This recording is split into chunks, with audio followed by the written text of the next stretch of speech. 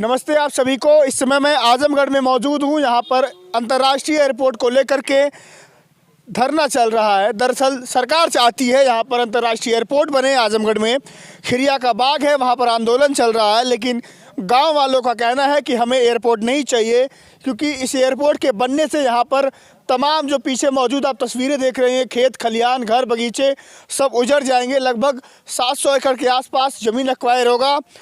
हालांकि यहाँ के लोगों का कहना है कि हमें नहीं चाहिए, और जो चीज़ें सरकारों से चाहिए होता है, जैसे बिजली पानी समय पर खाद, वो सरकार मुहैया नहीं करवाती है। जो नहीं चाहिए होता है, एयरपोर्ट की हमें ज़रूरत नहीं है, सरकार हमें वो दिलवाती है।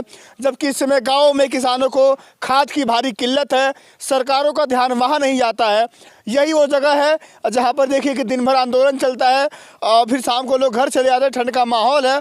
इस ठंड के माहौल में इन्हें आंदोलन क्यों करना पड़ रहा है, क्या इसके पीछे सारी कहानी है, उसी को बातचीत करने के लिए मेरे साथ इस समय किसान नेता वीरेंद्र यादव जी मौजूद हैं। उनसे बातचीत करेंगे। सबसे पहले आपका बहुत बहुत स्वागत है जी। आपका धन्यवाद और आपके दर्शकों को धन्यवाद। मैं वीरेंद्र यादव, महासचिव पूर्वांचल किसान यूनियन। इस ठंड में रजाई में घर में होना चाहिए, आप आंदोलन कर रहे हैं सरकार के खिलाफ। देखिए, बात तो आप सही कह रहे हैं कि लोगों को रजाई में रहना चाहिए, लेकिन हमारी जो कौम है, हम किसान हैं। हम इस देश का किसान जो है कभी रजाई में नहीं रहा है।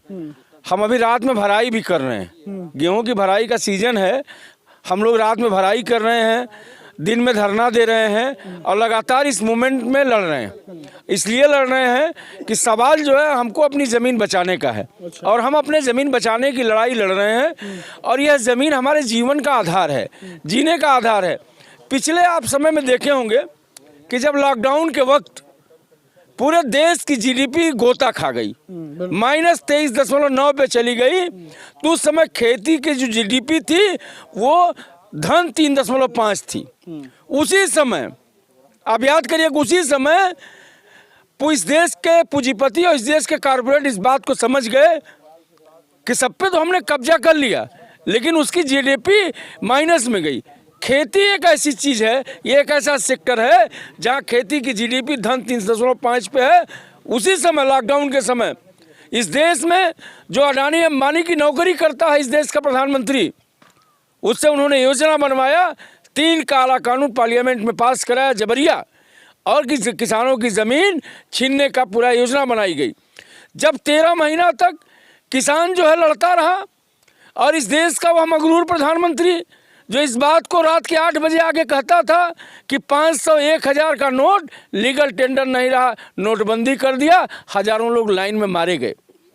वो प्रधानमंत्री जो रात के 12 बजे आके कहता था कि यहाँ जीएसटी लगा दी गई, टैक्स पे टैक्स, टैक्स पे टैक्स, पता नहीं कितना टैक्स लगा करके यहाँ मतलब लोगों के जीवन को जो है बेतरतीब तरीके से मतलब सुविधाओं को छीनने का काम किया गया।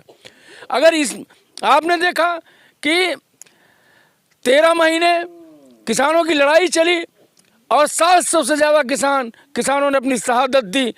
और जब 2022 का चुनाव आया और इस देश का जो मुख्य नौकर है, उसको जो अडानी अंबानी का, उसको लग गया कि हमारी सत्ता हमारे खिसक जाएगी हाथ से, तो वह सुबह 9 बजे जनता की अदालत में आ गया और उसने कहा कि हमसे गलती हो गई, हम माफ़ी चाहते हैं। हम अन्नदाताओं को समझा नहीं पाए, हम किसानों को समझा नहीं पाए। लेकिन उसके पहले इसके पार्टी के लोग क्या कहते थे कि ये खालिस्तानी हैं, पाकिस्तानी हैं, अरबन नक्सल हैं, जाने क्या क्या हमको कहा गया। तो लगता है कि आप लोग भी जीत जाएंगे यहाँ पर। देखिए, हम तो कभी हारे ही नहीं ना, हम लोग जीते ही हैं।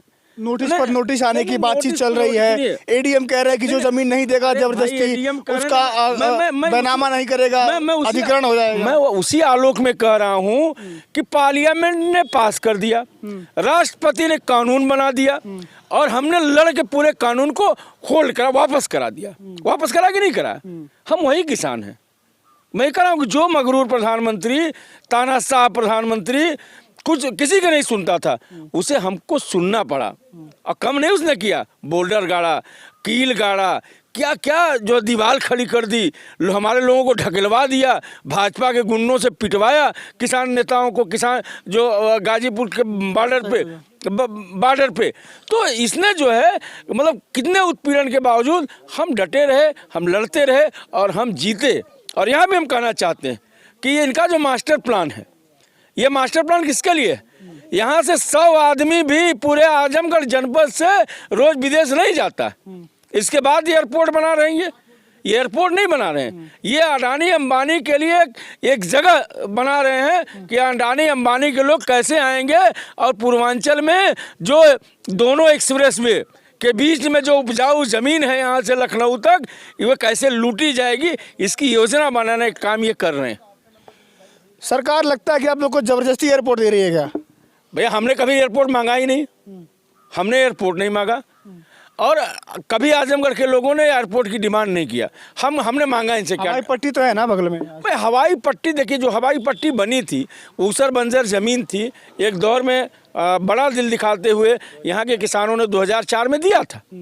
लेकिन हम इसलिए थोड़ा दिए थे कि आज आपको हवाई पट्टी देना, कल हमारा घर मकान सब आप उजाड़ दीजिए, इसके लिए हम दिए थे। तो सरकार को क्या संदेश देना चाहेंगे जो बार बार नोटिस आने की बात हो रही है? सरकार को हम संदेश देना चाहते हैं आपके माध्यम से, आपके दर्शकों के माध्यम से, कि नरेंद्र मोदी जी, अमित शाह जी, योगी आदित्यनाथ जी, आप लोग थोड़ा अपना जो चश्मा है आँख का उसको ठीक करिए।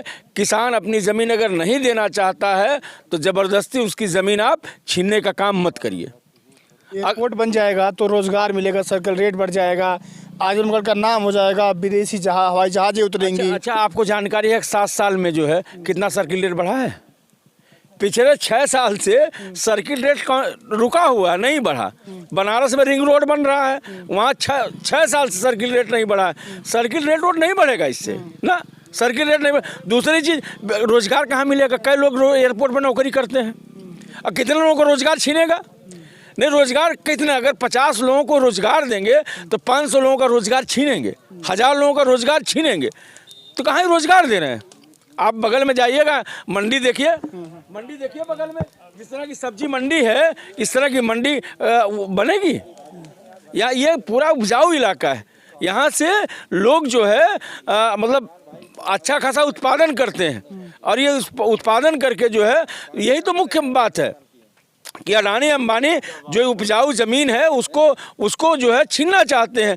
और पैकेट वाला आटा, एक तो बाबा घूम रहे हैं ना, कौन सा गेहूं का आटा बनाते हैं, उनका 50 रुपया किलो बिकेगा भाई? अरे कौन सा? हमारा ही तो गेहूं है, कौन से जो है गेहूं पैदा करते हैं? नाम लग जाता है पतंजलि का आटा। चंद्रमा पैदा करते हैं, नहीं चंद्रमा पैदा करते हैं, पैदा तो इसी धरती पे करते हैं। तो वो बाबा को भी चाहिए, उनको आटा के लिए ज़मीन, उनको जो है बताइए, वो घी बनाते हैं, कहाँ से घी बना ले? गाय को है ये नहीं, रामदेव के पास कितने, कहाँ से घी लाते हूँ? जो कॉर्पोरेट सोसाइटी है उसकी नज़र अब किसानों की ज़मीनों पर क्यों पड़ी है? उनकी गिद्ध दृष्टि है, इसलिए मैंने बताया ना कि लॉकडाउन में इनको समझ में आ गया कि खेती एक ऐसा सेक्टर बचा है जिस पे जो है जिसका उपयोग करके हम भारत के लोगों को गुलाम बना सकते हैं। चलिए, बहुत बहुत धन्यवाद, आपने अपना कीमती समय हमें दिया। मेरे साथ वीरेंद्र यादव जी मौजूद थे, किसान नेता हैं। यही वो जगह है जहाँ पर एयरपोर्ट को लेकर के आंदोलन चल रहा है। सरकार चाहती है यहाँ पर एयरपोर्ट बने और 700 एकड़ के आसपास एयरपोर्ट बने, लेकिन गांव के किसानों का कहना है कि हमें एयरपोर्ट नहीं चाहिए, क्योंकि अगर यहाँ पर एयरपोर्ट बनता है तो लगभग 8 से 10 गांव, 35 से 40 हज़ार लोग और 600 से 650 700 एकड़ के आसपास ज़मीनों, और इन सब का एक्वायर करेगी सरकार और इतने लोगों का विस्थापन होगा, इन लोगों को यहाँ से उजड़ना होगा। अब देखते हैं कि सरकार और किसानों के बीच में एक और लड़ाई जो ठनी है उसमें किसकी जीत होती है, क्योंकि 13 महीने दिल्ली के बॉर्डर पर बैठ करके किसान पहले ही सरकार से एक लड़ाई जीत चुके हैं। वीडियो कैसी लगी अपनी राय बताइएगा कमेंट सेक्शन में, और क्या लगता है कि सरकार इनके साथ क्या कर रही है, अच्छा कर रही है, गलत कर रही है, और सरकारों को क्या क्या बुनियादी चीज़ें हैं जो किसानों को देनी चाहिए, क्या सरकार उसको देने में सफल है या नहीं है? कमेंट सेक्शन में अपनी राय आपका राय बहुत कीमती है, ज़रूर दीजिएगा। अभी के लिए नमस्कार।